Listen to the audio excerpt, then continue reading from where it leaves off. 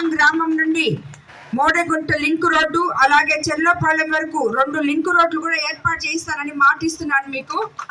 గ్రామానికి డ్రైనేజ్ సమస్య లేకుండా డ్రైనేజ్ కాలువలు ఏర్పాటు చేయించి ఎప్పటికప్పుడు శానిటైజేషన్ పనులు కూడా చేపిస్తానని మాటిస్తున్నాను.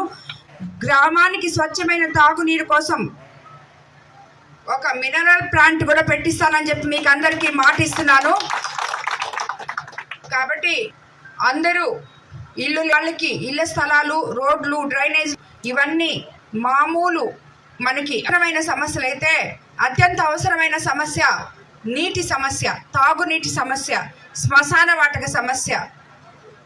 కాబట్టి అవి 2 మీకు నేను అత్యవసరంగా నేను తెలుగుదేశం ప్రభుత్వం అధికారంలోకి రాగానే నేను చేస్తానని చెప్పి మీకు అందరికీ మాటిస్తున్నాను. మిగిలినవి కూడా మనం అన్నీ శాంక్షన్ చెప్పించుకొని చేసుకుంటాము. నేను అన్ని దగ్గరలో చెప్తున్నాను ఇది, ఎందుకంటే అందరూ గమ్ముగా ఇంటుంటారు చేస్తానని ఒక 10 చెప్పాను ఇప్పుడు మీరు. అది మీకు నేను చేస్తానో లేదో మీకు నమ్మకం కూడా లేదు. ఎందుకంటే మీరంతా రాజకీయ నాయకుల మాటలు విని అలాగ అయిపోయి ఉన్నారు. కానీ నేను రాజకీయ నాయకురాల్ని కాదు, మీ మీద పెత్తనం చేయడానికి అసలే రాలేదు.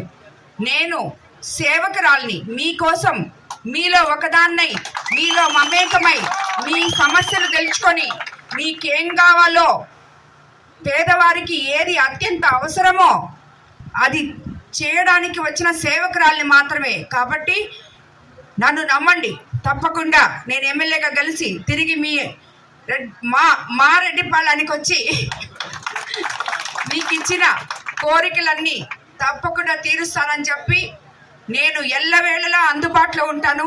ఎవరైనా సరే, తెలుగుదేశం నాయకులు కానీ, సామాన్య కార్యకర్తలు కానీ, అదేవిధంగా సామాన్య ప్రజలు కానీ ఎవరైనా నా ఇంటికి ఎప్పుడైనా రావచ్చు. నా ఇంటి తలుపులు ఎప్పుడూ తెరిచే ఉంటాయి. మీకు అందరికీ తెలుసు, వేమిరెడ్డి ప్రభాకర్ రెడ్డి గారు కూడా నెల్లూరు జిల్లాలో ఆయన ఎంపీ అయిన తర్వాత ఆయన కళ నిరుద్యోగ యువతులు కనపడకూడదు నెల్లూరు జిల్లాలో. అలాంటి ఒక ఇఫ్కో సైజులో పారిశ్రామిక వాడని చేయించాలని సెంట్రల్ గవర్నమెంట్తో, స్టేట్ గవర్నమెంట్తో రెండిటితో మాట్లాడి మన జిల్లాలో నిరుద్యోగ సమస్యని నిర్మూలించాలని చెప్పి ఆయనది అది ఒక కళ. కాబట్టి